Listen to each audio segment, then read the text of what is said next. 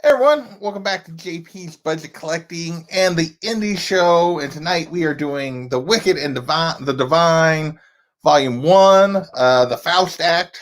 Gotta remember what it is. And yeah, so if you're new to the show, we're just gonna be talking. I got a panel that's gonna join me. We're gonna be talking everything about this volume. It'll be full spoilers, so fair warning up front. And with that, let's get to this panel. We're gonna start out with my guy, the unruly Simeon, who is actually the only member on this panel, I believe, that has read this before we read it for the show and kept recommending, I should read this and I should read this. So what's going on, unruly? I can't call it, brother. I want to holler, but the joint's too small. I did the same thing I did with Fables. I got so sucked into it again. I just finished it, the whole thing this weekend. So how long is this? Because I haven't actually looked to see how many volumes there actually are of this. 9 volumes. 9 volumes? Wow, it's longer than I expected then.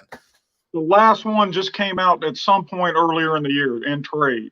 So the series hasn't ended that long. 40 to 50 issues? Not 5 times 9, 45, 50, somewhere in there. Okay, nice. So, yeah, I had not actually looked to see how many volumes this was yet. Next up, we got a person who has not been on my channel before, but it's usually in my chat. Gorilla Todd, what's going on, man? Hey, what's up, JP? What's up, Unruly Simeon? Good to be here, guys. Let me just say thanks so much for having me, JP. Oh, I'm glad you can make it. You know, I've been in your chat a lot, and I love your content. So I'm glad I can be here and contribute a little bit to it. Well, I appreciate you being interested in reading this with us. Now, you said you had a little bit of a adventure getting to actually read this. Yeah, like I said, I bought a copy. It came with 5 or 6 other trades I ordered. I put it aside. I put it somewhere safe, and then I couldn't find it. I got another copy, so I have 2 copies somewhere. Maybe I'll do it. I'll use one as a giveaway or something. There you go. Yeah. But I did get this read prior to the show. Nice. All right.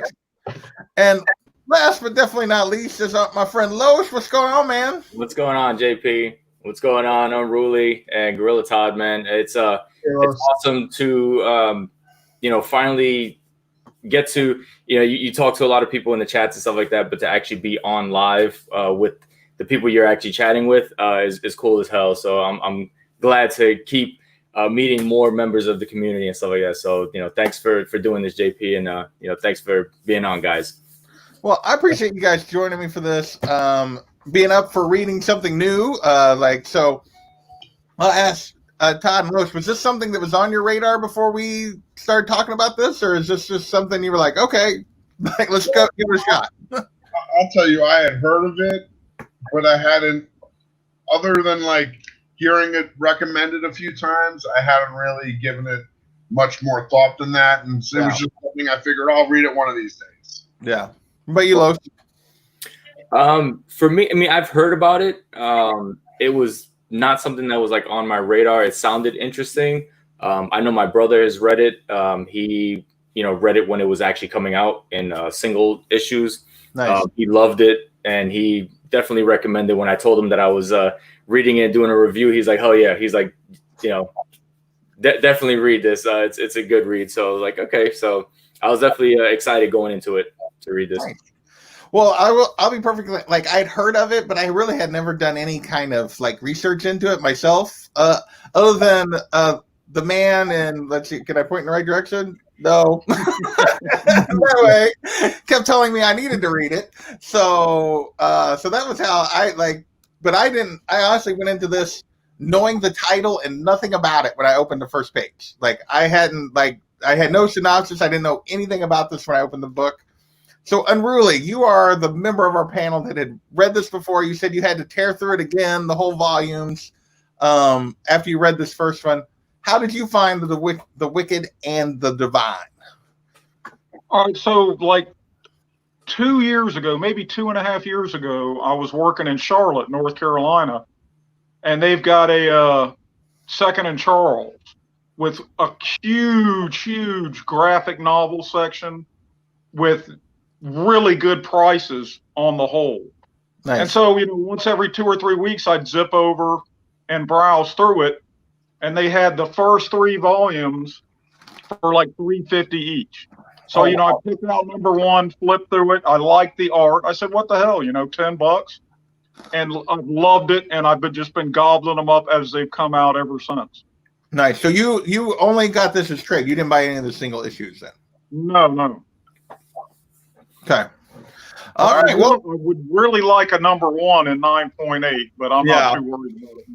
Well, I will say, like, the art in this, and let's start with the art, because I don't know that I really have read anything that McKelvin had done before, but I really enjoyed the art in this. Both him and the colorist Matthew Wilson, Jamie McKelvin and Matthew Wilson.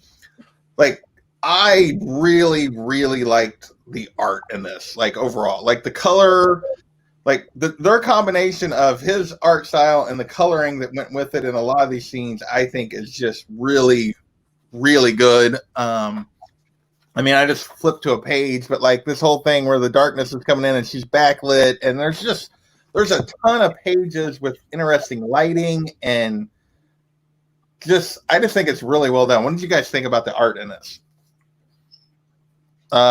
Los, we'll start with you. I mean, I dug it. I definitely liked the art. It had a lot of moments where it popped. There's a few scenes, obviously, the gods in the book are, just very conceit, all about themselves. So there's moments where they have to shine. And you can see that it reflects in the art. They really make them pop, make them seem bigger than life, like they're supposed to be. And I mean, I like it. I mean, it's definitely, like, it definitely blended well with the story. The art actually went really well with the story. So and that's actually my favorite character, but we'll get to we'll get into that. I just wanted to, like, he had mentioned the art, and I just wanted to like talk about it. No, it's very, very well done. Very well done. What about you, Todd? What do you think of the art? I thought overall I did like the art. This was pretty much my first experience with McKelvey. It's funny though, I had picked up, a lot of times I buy a lot of bulk lots, and I had picked up these 2 issues called Phonogram, the Immaterial Girl, that just happened to be Gillian and McKelvey. Okay.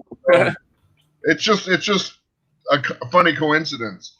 I think one of his strengths is definitely in the way he's able, the acting he portrays in the faces, and in like very even simple scenes where there's a conversation going on and you see some very subtle shifts in the eyes and the direction, and it's good. I think the art is very good at conveying a lot of kind of emotion in the tenseness of the scenes. I do think there's a few kind of like, I think I just call them missed opportunities. The biggest one I'm flipping through. It's not that it's drawn poorly at all. It's that one scene, I just had it, when she first meets all the other gods and they're kind of sitting around like, oh yeah, yep. And here it is. It's this one right here. I felt like this panel, like it left me wanting. It didn't really like fill that was the big reveal, and you figured it would have been a lot more grand. Like, why is this guy that I've seen for a whole issue like the main focus, and everything else is just kind of like in the background in a very minor way? I don't know. It's a small criticism, but I would actually agree with that. Now that you bring that up, because that is like most of the God reveals are fairly dramatic splashes or really cool pages, and that one is kind of just like, oh look, there's a whole bunch of them. And it's like we haven't seen before at that point. Like this one with all the crows and the birds. Yeah. and then the Morgan shows up. I mean, that's Yep. that's an intense like. That's a nice. Yeah, Yeah, that was Yes, she is. Yeah. And, you know, Oh, yeah.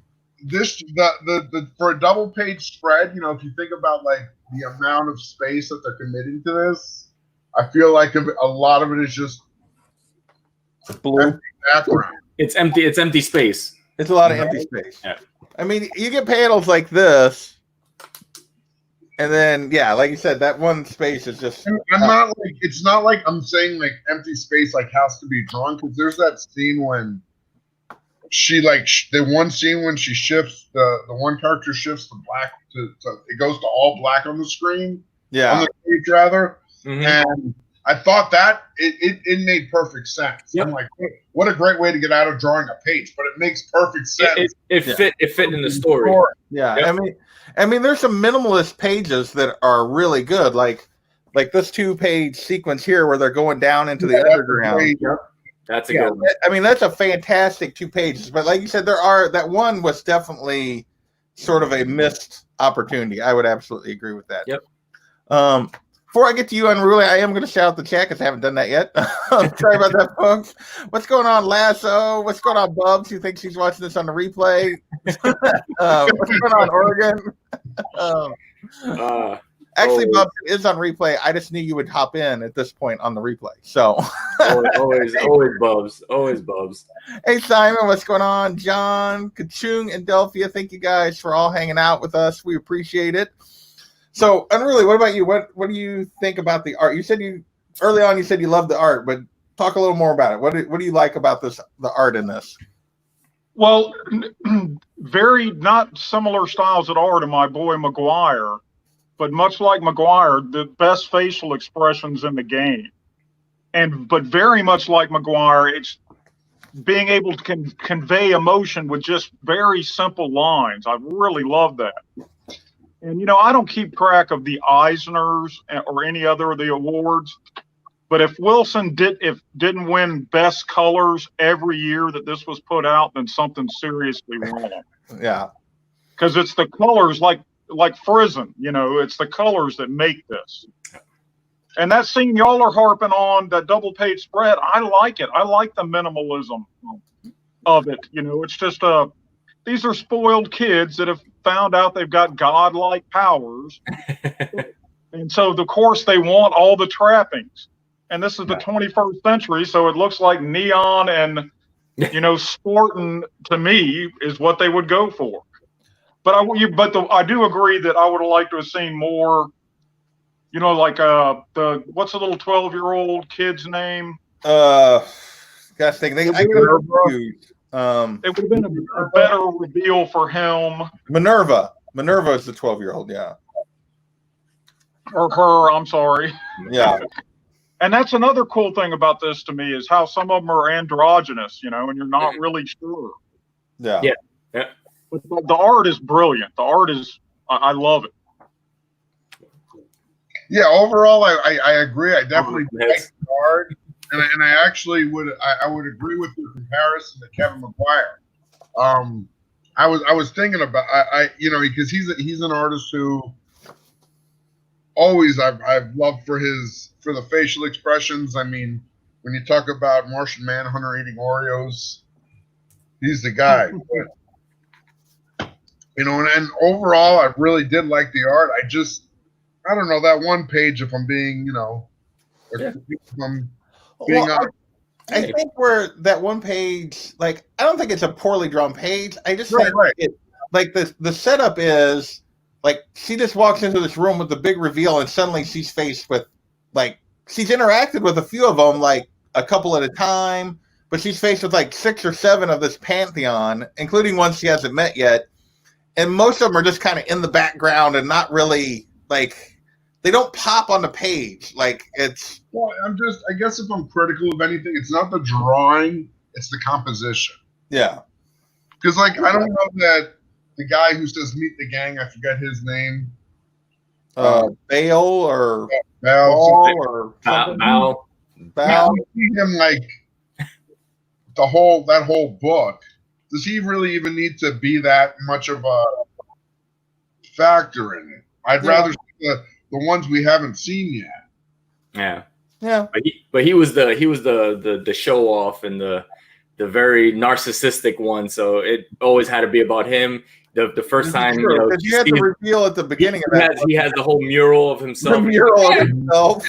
Yeah. You know, whatever. It's minimal. It's minimal. It's like I love mural. the, when you're what is it? He says like when you're this good, this is humble, and he's talking about the mural behind him. Exactly. And you know, I read if you read in the trade, they have some notes about that the coloring on the mural is actually done by a different colorist because they wanted a more painterly kind of style. Okay. Oh yeah, they do talk about that on the mural is a different artist, so that it kind of stands out a little bit. Yeah. So nice. Cool. I missed that. So before we get fully into the story, I want to talk a little bit about the covers and like, because I think like these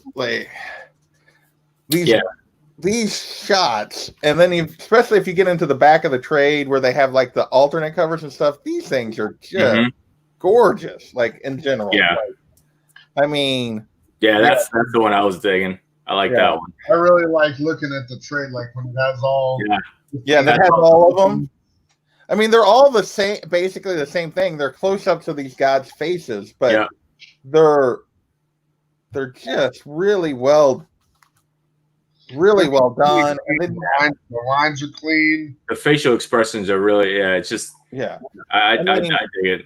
And some of these B and C covers, like, are just they're just really sharp. Yeah, like you had the page where it was like multiple color variants, and I like these two a lot. I don't think they're very expensive to find, are they? I don't think so. I think they're just hard to find. Any of these are. I think they're all affordable. Yeah, I think only number one might be worth something, but even at that, I don't think it's that expensive. Yeah, I saw a copy because after I got done reading, I looked it up, and that B cover. I didn't see any A covers on eBay, but they're only one like $89 for the B cover and a 9.8. Okay, that's not bad. I mean, the B cover would be our main character here, Laura. Is that right? Laura. No. Well, according to eBay, hang on, give me 1 second.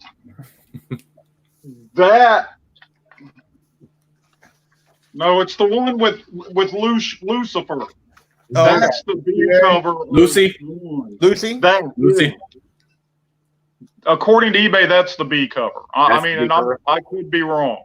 Okay. Well, I'd have to look it up to know for sure, but yeah. So either way, I just think that like it's a very straightforward. They're all most of them, other than a few of the variants and stuff, are all just a person's face. Yep. But I just think they're really well done. They portray the characters really well. Like, this cover of Lucy is like, is awesome, and I can't say the girl like the cover on number 2, and I don't know how to pronounce that girl's name, but Ratu or something. I'm a Fustu. Yeah, I know. So.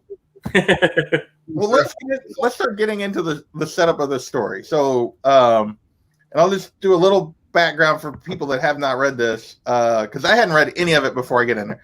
And basically, the setup is this pantheon of gods, and these gods appear to be from all different pantheons. This is not like the Greek gods or the Roman gods or the Norse gods or anything like that. It appears to be these 12 gods from all these different pantheons get reincarnated into teenagers every 90 years is the setup, basically. Yeah. These teenagers basically they still remember who they were before, but they also have kind of the memories of these gods, and they can basically do anything, but they're there to sort of inspire, but they only get 2 years to live. Like once they get this power, they got 2 years, and then they're going to die at the max. And so that's kind of the setup. These gods have come back into the world, and we're following this girl who's basically the same age, Laura, who's obsessed with them. It's basically sort of like the setup. So I want to. What did you think? Like, what were your impressions here, Todd? We'll start with Todd this time because you were new. You just read this today. What were your impressions when you read through this of these characters and this whole setup? I mean, it's kind of like, I think we've seen this idea before with gods like walking among men and that sort of just that trope. I thought this one was interesting in that it kind of put its own spin with the 2-year time limit. Like, I'm interested. I read this first trade, and it intrigued me enough.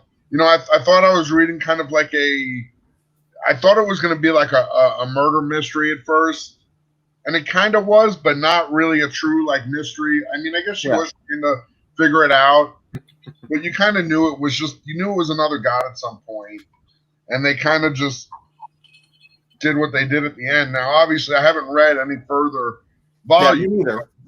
So I don't know if they're gonna just stick to like this 2-year period. They're gonna go to the future. They're gonna go in the past. I don't know where they go, but as a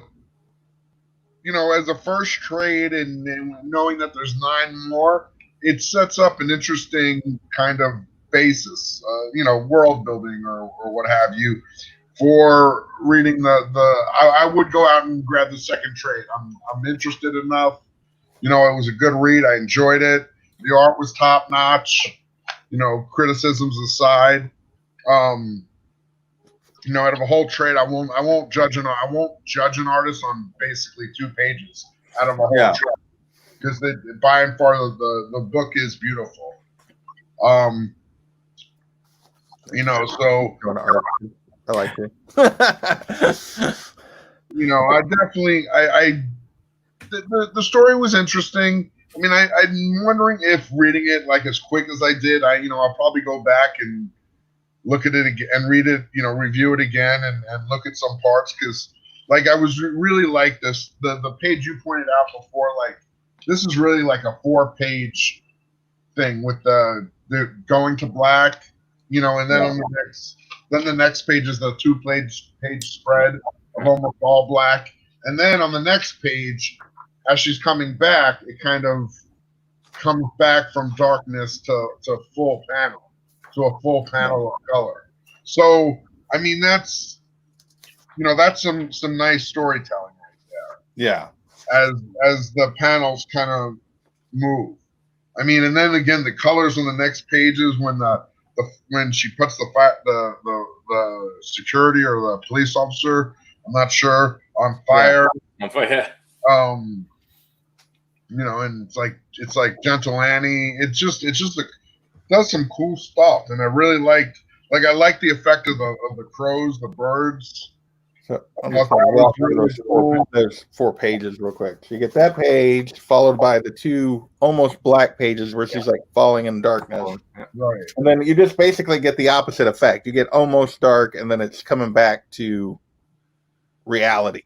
Mm-hmm. With the police officer getting set on fire. But it's it shows like kind of a shift in consciousness, and then the reveal at the end that I'm so bad with characters' names. What's the human girl, the regular Laura. When she like lights the cigarette. Yeah. And then her eyes are like glowing. I don't know, those 2. I don't know if the dots are like they're just a reflection of the cigarette, but they make a point, like in those 6 panels, to go from like a fully lit picture of her to the middle panel on the opposite page is just like basically 3 red dots. Yeah. So if there's no light, there's not going to be any reflection really. So it's. And then it says it's not over. So clearly there's something going on with her in the second, I would think in the second volume, but only one way to know for sure. So what I enjoyed about the story, if you look at it, all these gods are, we'll just refer to them as gods for lack of anything better. Yeah. They're all performers. Mm-hmm. They're all kids. They're performers. They've all shot into the spotlight. Obviously, scholars know about the Pantheon. They've studied it, the rumors, what they could find. Mm-hmm. But if you look at this art, it's like, come on, teenage kids, performers, all these supernatural elements thrown in. Every panel is like a storyboard for a movie. Yeah. They're trying to sell this horde as a TV Yeah, movie. I think so. And I hope it gets made. Not because I don't have the book. I don't care if it goes up in value. Mm-hmm. I just really love to see somebody's interpretation of this on the screen.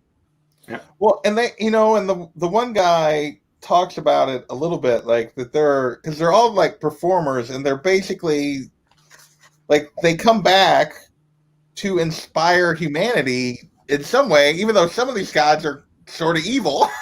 Like they're there to provide inspiration, and then they fade away for almost 100 years, and it's like this weird cycle, but yeah, it's very it's an interesting concept the way they're setting it up. That and I would agree, they very much, the way it's told is very cinematic, and yeah, they're very much setting this up to be something like a show, or probably a show more than a movie, unless it's like a series of movies. But yeah. What about you, Lois? What did you think about this as your first time through this? First time, I mean, I thought it was interesting. I know they start off, with the previous gods. They kind of show them in their little round table, and they're talking about, it's about to be over, we're about to start over again or whatever. And we never got to really see what they were doing in their time. We don't know if they were, performers or whatever it was in their time. Not sure if they stayed in the background or if they went in the spotlight. But you can tell over time, in the 90 years that passed, in the new generation, when these young kids get this power, they're like, I'm going to use this shit and I'm going to be famous, and I want all the adoration, and I want everybody, and I'm just going to do whatever the hell I want. And they proved it, time and time again. They're like, well, I slept with this person, I did this and I did that, and I don't give a shit, and I do whatever. And, they kind of know that, okay, I have 2 years, so I'm going to do with it as I please, instead of, raising humanity and trying to inspire. They're just like, the hell with it. I want to do my own thing, which is pretty funny if you look at it, because it's like, okay, if you do give teenagers this power, would they try to inspire, or would they just be like, oh, I'm gonna just do for myself? So it's pretty interesting to see that take. But I mean, it kind of reminds me that there is a show that's on. It's called American Gods. And it's also a comic, I believe. Yeah, it's something similar to that. It was a novel first. A novel. Okay. So it's something similar to that, where you have the gods walking among us, and people don't really know, but little things happen here and there, and and then you have the one guy who has some kind of powers, doesn't know he has powers, and follows along with obviously one of the gods and stuff. So it's pretty interesting in that regard. I do like how they actually show at least one of the gods flipping over Lucy. They kind of show her transformation into becoming Lucifer, which is pretty cool. And but yeah, I mean, it was definitely an interesting read. It would be great to go back over and read it again before I kind of move on to like the second trade.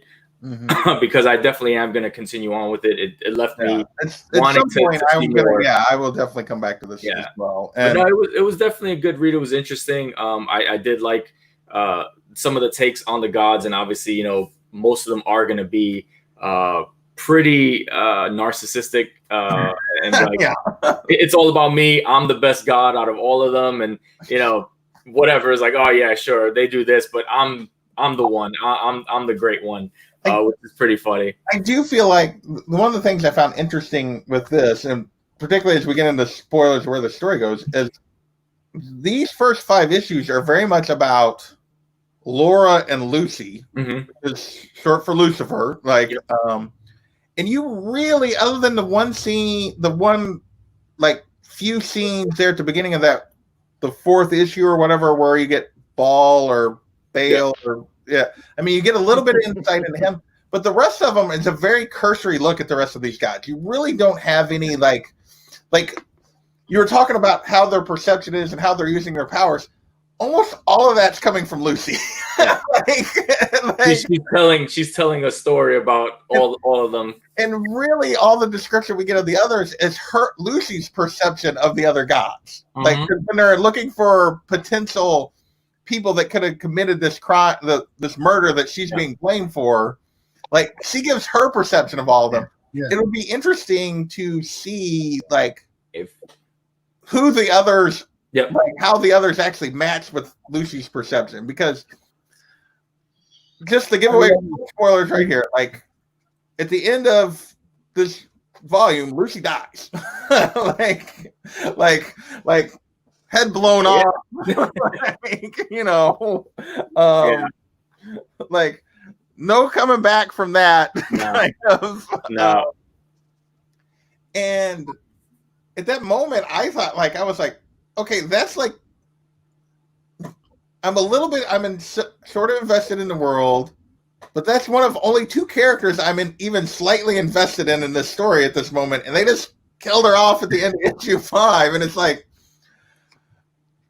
so that's a bit, like, they spent 5 issues building up Lucy and Laura and their kind of relationship, and then they just eliminate the one god that we know. Like, that's a pretty big risk they took, I feel like, in their storytelling, because to keep people hooked, to keep coming back, because you don't really know anything about any of the rest of these. At least that was my perception. What did the rest of you guys think about that twist? I think the thing about what you just said is, like, we get most of our information from Lucy, but one of the things Lucy says about every third or fourth sentence is, "But I lie." In some way or another. So you don't know if she's what's real, what's true, what isn't, and it's like she's dead, but she's also Lucifer, the Prince of Lies. Yeah. Is she really dead? Who knows? Only Simeon knows, but poker face going. Well, I mean, the person that appears to be in charge of them, like, appears to have killed her, like, has the power you would think to do this, but that is an interesting point. That is she really dead?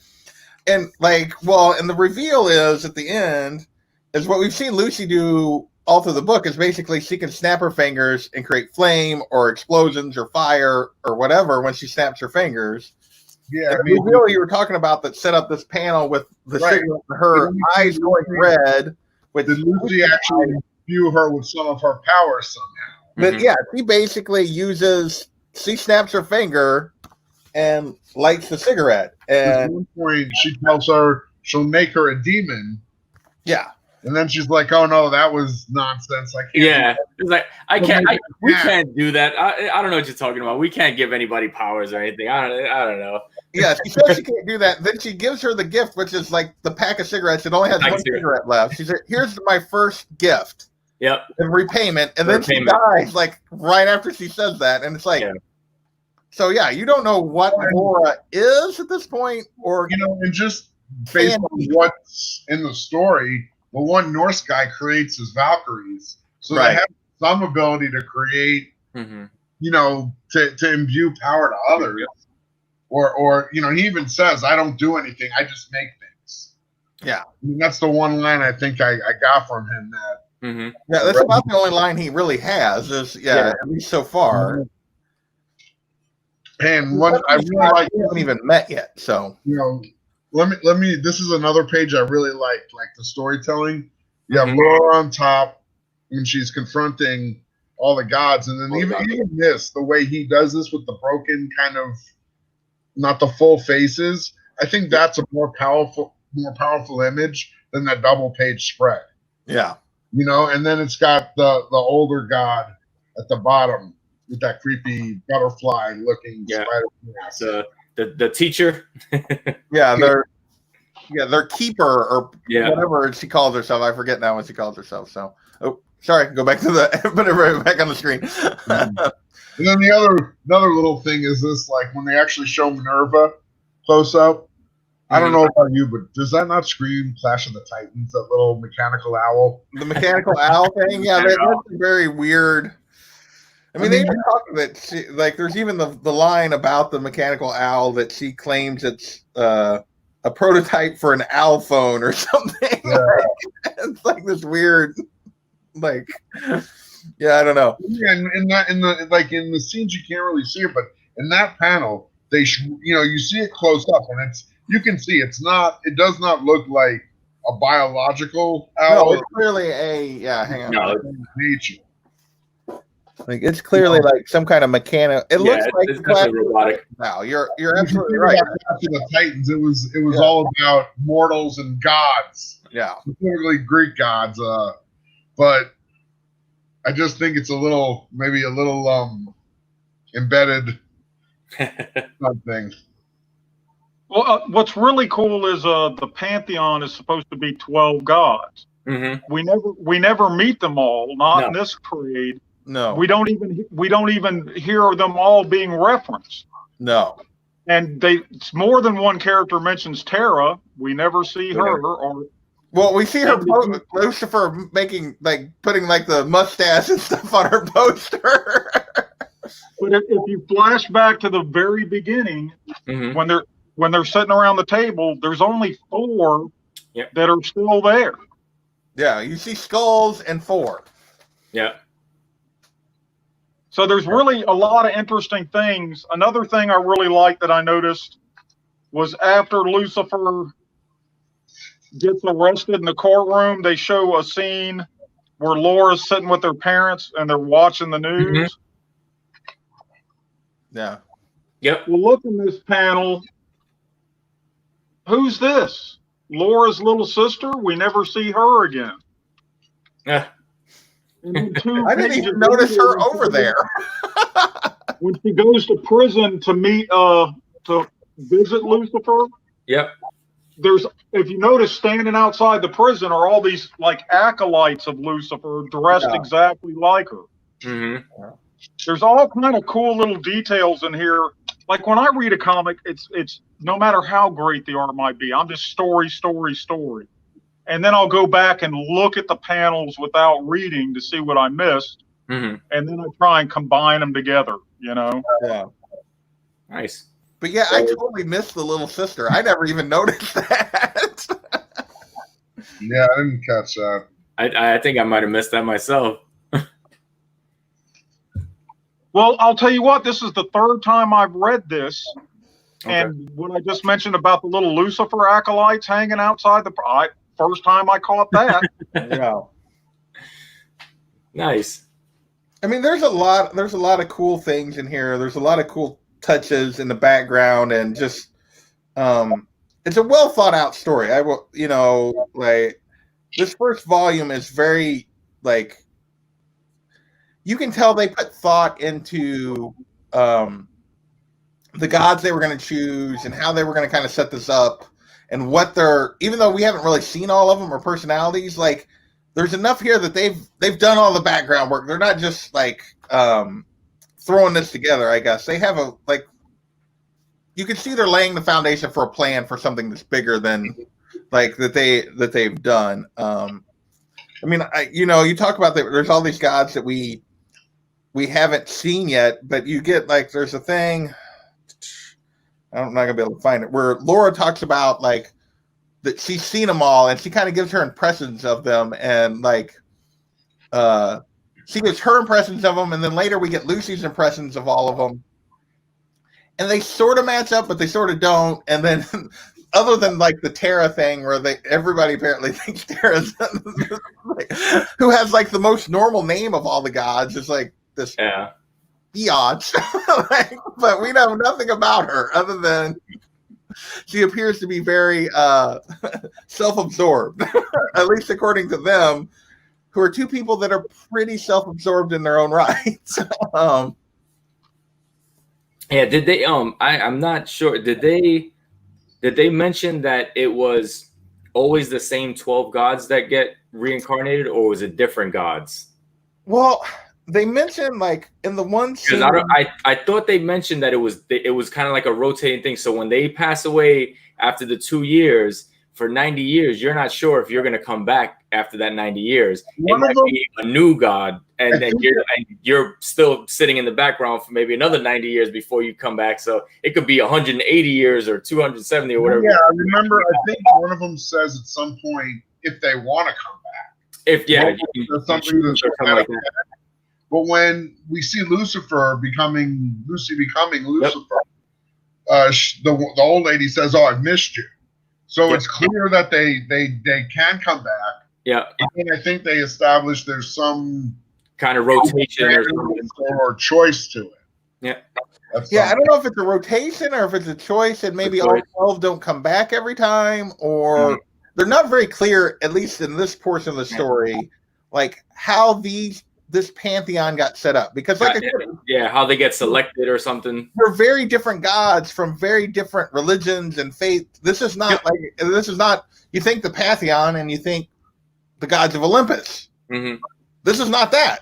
Like, as far as we can tell, there's no Olympian style god here, like that we've seen so far. None of the names match. So these all appear to be very different. There seems to be some confusion. Like the reporter, when they're talking to Baal, I'm just going to call him Baal. When they're talking to him, like basically he's all mad at him because the reporter said like child sacrifice was part of his like faith or whatever way back in the day, and he's like, that's the wrong god. I'm Baal. Yep. Hadad, and the last name. Yep. Yeah, and like he's like trying to correct, like, so there's even confusion about who these guys are, like to the people that are kind of following this and trying to report on this, or this lady's studied this whole phenomenon. Like that's what her, so it's very interesting. Like, so it's not clear as to how the pantheon got set up, whether these are always the same gods. Do they all come back every time? Like, none of that is very clear in this, at least to me. And I don't know if they deal with that later or not. Obviously, there's 9 volumes, so they got time. Hey, no good. What's going on?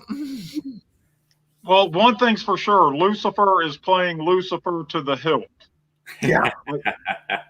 Has great dialogue, dry, sardonic wit, sometimes cutting. Oh, yeah. I like in the scene right before the would-be assassins open up, and Sekhmet, is chasing the laser dot, and Lucifer goes, "Whoever's using the laser dot, knock it off. It isn't funny." Well, actually, it is. Yeah. Yeah, I like that.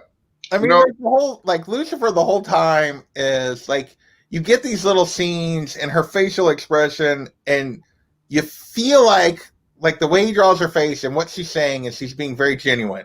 And then in the very next sentence, it's like, or maybe she's just really good at being full of shit, like that lying. So you can't, like I said, like everything we know almost about the pantheon has come from her, which means none of it could be true. What is the best way to lie? You tell the exact truth. When I was a kid, this is the truth. My parents would say, like on a Friday night when I was 15, I'd be walking out the door. What are you going to go do? Pound some beer, smoke a couple of joints. See you later. Ha ha ha. And that's what I went and did. And they didn't catch me for a couple of years. Yeah. Well, I mean, another thing I really loved about this is the Beatles references, Stone references, Dylan references.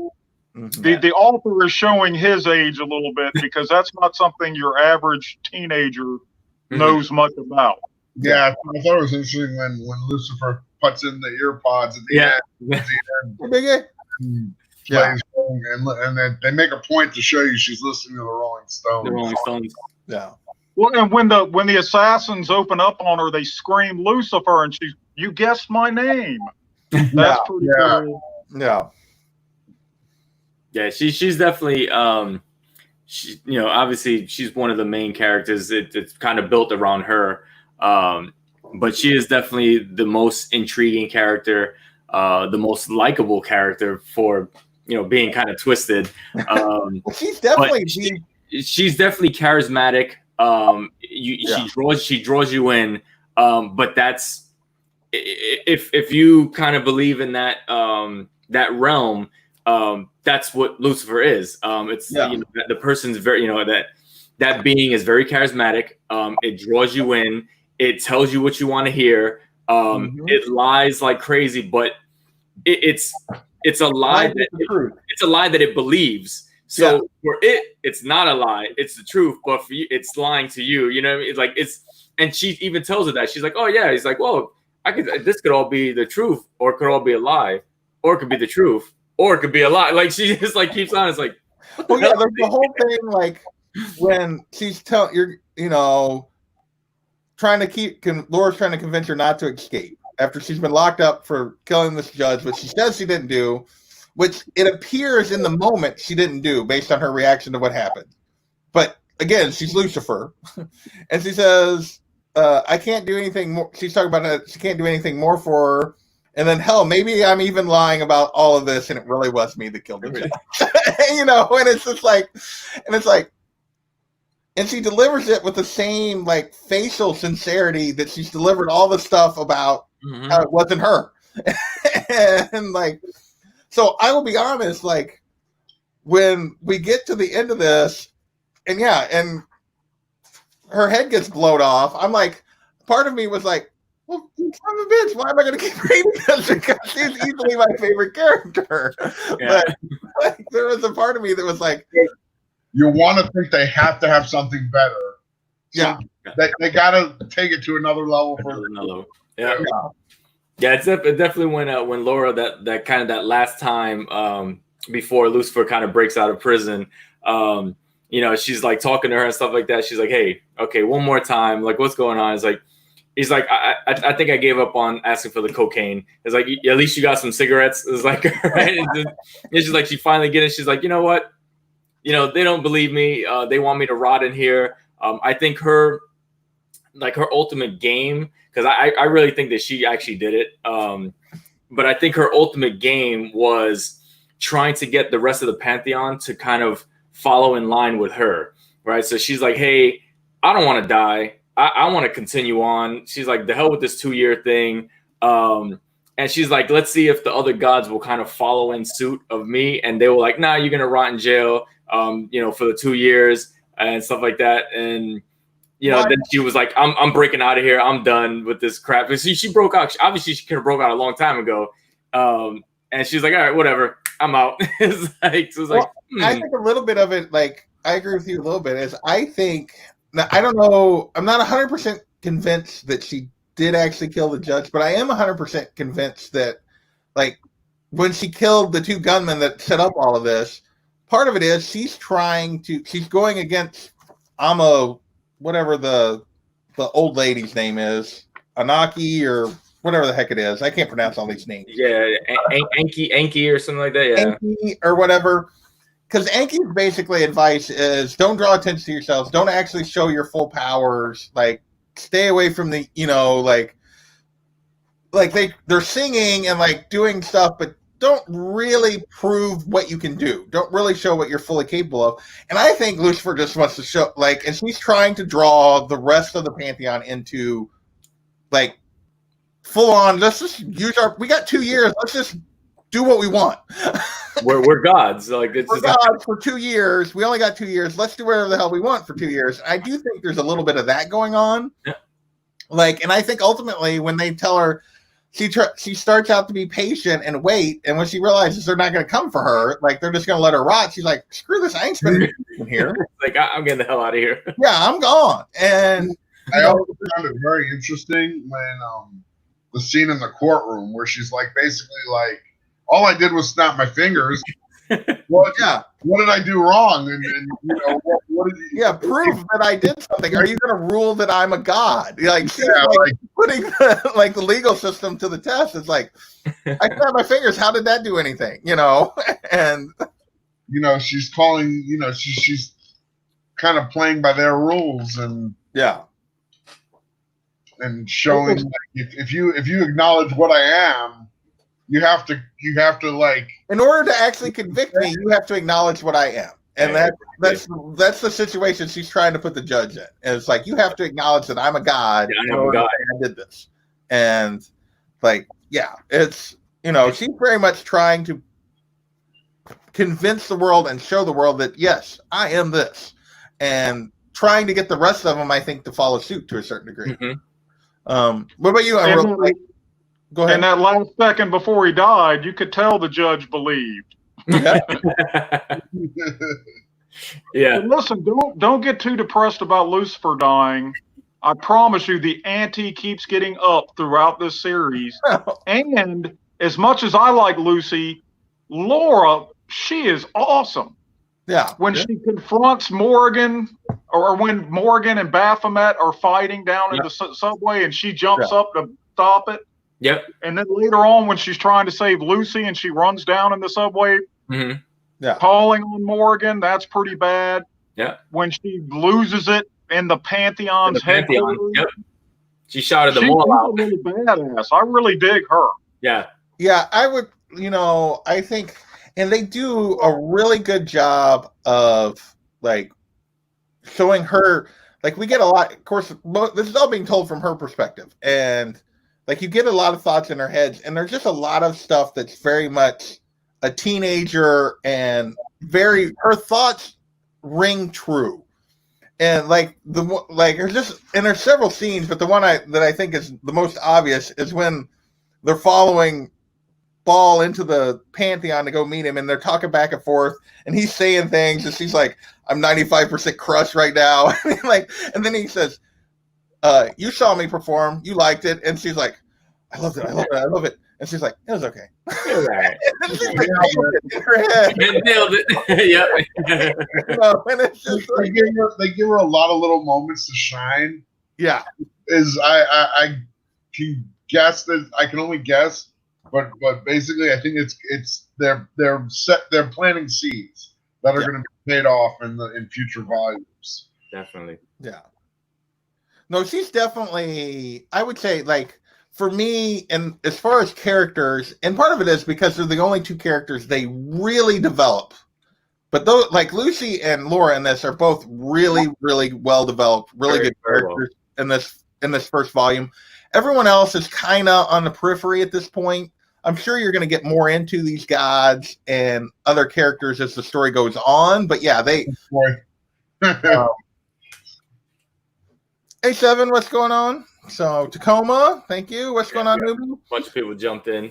Yeah, we're almost wrapping this up here pretty soon, I think. But you guys got anything else you want to talk about before we start wrapping this up? Unruly, you got anything else? No, I would strongly encourage people to read it. I'm seriously hoping they omni it, because then I've got one of my Christmas gifts for my niece. I'll just give her my trades. Nice. There you go. Nice. And I'm honestly, I'm looking forward to the next trades. I thought it was a really good. The first, 5 issues of the first trade was actually really good. Like you said, it was very good. What's going on, TJ? It was very good at that building of Laura's character. It shows you her conviction. When everybody's like, "Oh no, you're crazy." Obviously, she did it. We can all clearly see that she did it and stuff like that. But nobody wanted, like you said, to acknowledge that this was some kind of like miracle, that how the hell can somebody blow up the head? But she did it. It's like, okay, but how did I do it? If I did it, I'm a god. So you need to say it. They're like, no. You did it some other way, some kind of, special effect or something stupid. And she's like, no, she didn't do it. It must be somebody else, another god. And then when she was talking to the other gods, they were even like, oh, well, maybe I could have did it. I could invent something that could have did that. Somebody else had mentioned that I could have done it as well and stuff like that. Or, she could have handed something off for somebody else to use. So they were all kind of like, yeah, well, maybe it could have been one of us or whatever. but she kind of, talking to these gods and knowing that this is probably a god, these are gods. She fully hearted believed it, that they were gods, and she still was like, nah, the hell with all y'all. Y'all need to do something. You're a bunch of, punks. You're just sitting here in your little cave, and she's over here rotting. You can see that they were like really pushing her to be like, yeah, she's a badass. Like, she don't care. Like, yeah, I'm immortal. I don't give a shit. Like, do something. Like, you guys are gods, right? You talk about how great you are, and you can just sit here and do nothing, which I thought was pretty cool to build her up as that character. Yeah. I mean, it's very clear. Like, they have several moments in here that Laura has decided at some point, like during this, when she's like, from the beginning, she appears to understand the bargain all of these people have made, that they get godlike powers for 2 years and then they're dead.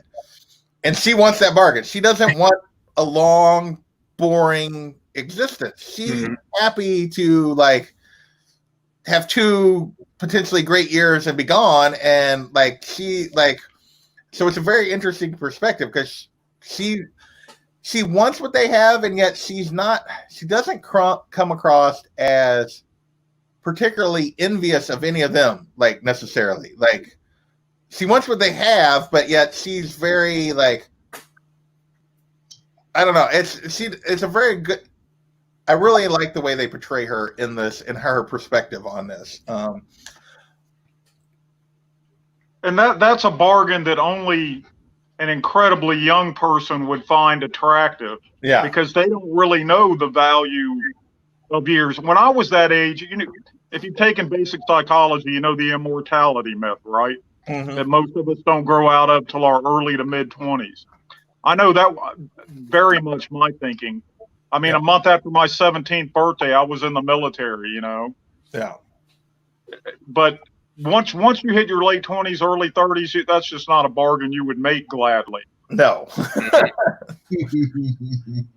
Exactly. Yeah, you have the advantage of wisdom. So I will say, like, and this is going backwards because I found the panels after the thing. Like, I'm going back a little bit on a point Lois made earlier, like, because we don't know what Lucy, like, if Lucy's telling the truth at any point, but there's a couple panels on when she's breaking out that I feel like they're trying to at least indicate that she actually didn't do it, because she says, "Hell, I might have done it," and Laura goes, "You didn't do it," and you see her face, and then she says, "Oh, ye of too much faith." Great line. It's so well done. And then she escapes, and she basically says, the next panel is like, "All you did was, I appreciate you trying to help, but all you did was remove the possibility of hope. How annoying." And then she's like, "I'm out of here." And then it's like, I'm gonna blow up this wall. Another thing I like about the art there is just the way the colors use warm and cool colors. Yeah, like the cool color in the rain and the warm in the fire. Well, yeah, with the fire suppression system going off, and like from the water, and then she's exploding the wall, and and it leads to my favorite panel probably in the whole thing, which is her striding out of the building. She just blew the hole in the wall. She's like, I'm going to get what is it? I'm going to get my caffeine intake. Yeah. Woe betide anyone foolish enough to stand between me and my caffeine. Right. Like. All right. And then basically wreaks havoc for a mile while she's just smoking and drinking Java. Yeah. Yeah, like the next issue, that's the end of issue 4, and issue 5 opens basically with this panel of her walking. Just carnage. You just see the destruction behind her. So yeah, that's a great shot. Like, yeah. Well, and you have mentioned before when she was drawing the loser on Terra, on the other god. I was like, that's funny. Yeah. No, I mean, it was definitely a good read. It was definitely interesting. And the fact that they took so many different gods, not just the ones that everybody kind of knows that that are written about a lot, or movies and stuff. These were like some more obscure gods, which is actually pretty cool. To kind of maybe throw that in there and stuff like that. I mean, obviously, maybe later on they kind of go with more of the mainstream. Yeah, you don't know. But I thought it was pretty cool that they threw in some of these other ones. You're like, who the hell is this? Like, I thought it was pretty cool. It gets boring if we just see like Apollo and Thor and Odin. Exactly. Yeah, I don't have any desire. Like, I'm super glad that there were Greek gods and Norse gods. Exactly. What we see is Minerva, who's a Roman god. Yeah, you know, and it's kind of the Greek counterpart is Athena. It's not direct. There's some differences. Mm-hmm. Yeah. But so there is like some representation of like the classic pantheon sort of. Mm-hmm. Yeah. But even that is done in like kind of a different way. Because what's the god that has like Valhalla? What's his name? Wotan, which is Odin. Another word for Odin. Yeah, it's like a different word for Odin, but yeah. So it's definitely like it's definitely a different perspective on all of them, and I really appreciated that. I mean, the Sekhmet is an Egyptian. I'm pretty sure, like based on an Egyptian god. So there is, but it's definitely not the versions you're used to seeing. Exactly. So, well, you guys got any other final thoughts as we wrap this up? The Norse one, Woden, yeah. Woden. And he looks like something out of Tron. He does look like something out of Tron. Yeah, because he has a helmet, then nobody sees his face. Like, no. And they even talk about that nobody has seen his face. No. Except for maybe his Valkyries, which you don't know for sure, but yeah. I don't know. I dug it. I definitely want to continue on with it. I thought it was an interesting read, and I'm looking forward to where they take it to, and especially like Unruly said that they kind of keep up in the ante. So I'm like even more excited to kind of continue on. Yeah, definitely. I'm intrigued as well. I want to read the next volume, see where it goes, take it from there. All right. Well, you guys got anything else, or are you guys ready to wrap this up? I think we've covered pretty well. You good? You guys got anything coming up you want to pitch on your channels? Talk about Simeon. You got anything you're going to do on your channel anytime soon? I don't really have a channel. You do occasionally. You do like contest entries sometimes, and you've done room tours and a few things. So. Todd, what about you? You got yeah, we definitely have some stuff coming up. I was telling you all I'll be on Metaphorical Comics auctions Monday, Wednesday, and Friday. Just check out his channel. It's Midnight Market. Sometimes I'm on I'm Gorilla Todd. Sometimes I'm on Barbarian Kung Fu's auctions on Tuesday. Obviously, I was here tonight on my own channel. I have a little show I call Paperback Afternoon where I go over some of the sci-fi, fantasy, and other paperback books and just stuff that isn't comics, but stuff I like to read, and I share some of those with everybody, and I have that show, and then I'll have a show starting on Thursdays with Comics on the Mind Show. So right. I pretty much went from like. In the last month, from 0 to 60 on YouTube. Nothing wrong with that. Nice. Los, what about you, man? You got anything coming up? I don't believe I have. Oh Jesus. Well, it looks like I'll have an unboxing soon. But no. Later in the week, so on Saturday on Burke Family 54 Comics. So Steve on his channel, he's doing a auction. I think Saturday at 1:30 Eastern. So I'll be on that. I'll be one of the panel members doing an auction. So if you have some time or have a little bit extra cash and you want to buy some books, you can kind of jump on. As far as like my channel, like I said, I don't think I really have anything coming up other than a TJ unboxing. That was small. Yeah. So I was like, all right. Nice. So he gave me some content. So there you go. There you go. Okay, so the next one of these will be next Thursday. We are circling back to East of West. Hialeah, This is definitely a good Kavi, read. and Bear Island are all coming back, and we're doing volumes 2 and 3 of East of West. So we're going to break down those 2 volumes next Thursday. Nice. The next after that, we're probably going to be toward the end of the month. There's a week I can't do, like the week of the 20th through 24th. I can't do one of these. I've been trying to do one of these every week, like an indie show. I haven't gotten every week, but I'm trying to.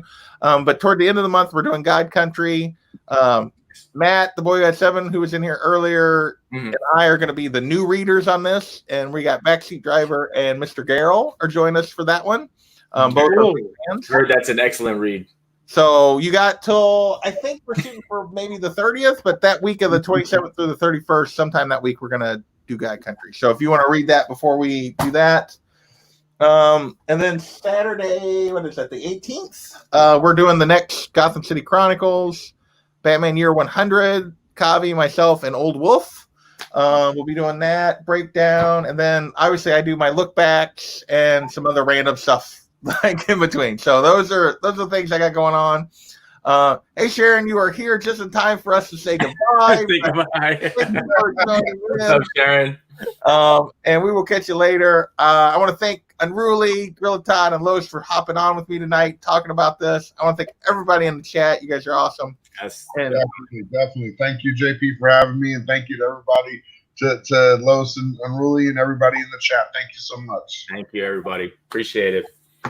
later, everyone.